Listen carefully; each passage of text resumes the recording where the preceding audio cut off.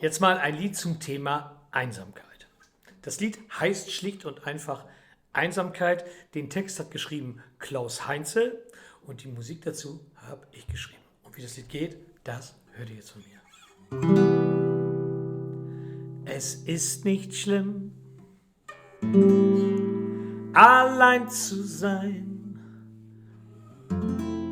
denn niemand pinkelt dir ans Bein. Du bist verschont von Eifersucht, weil niemand dich durch sie verflucht.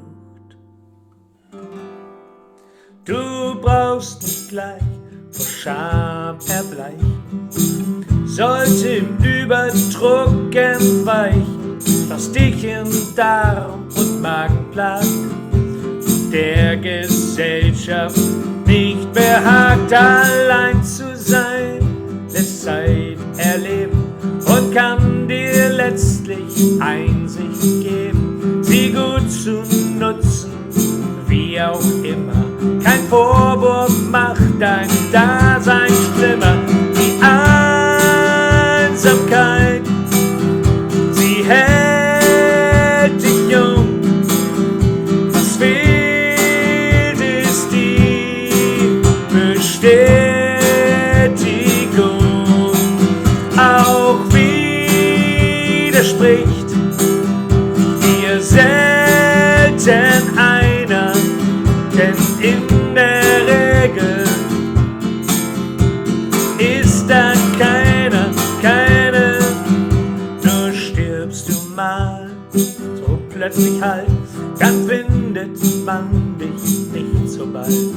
Nur ein Skelett, das stark verwebt, ist das Indiz, dass du gelebt. Und kommst du einmal in der Nacht durch eine Straftat in Verdacht, dann wird es eng, toll ist das nie, denn einsam fehlt meist ein Alibi. Die Einsamkeit, sie hält dich jung. Was fehlt, ist die Bestätigung.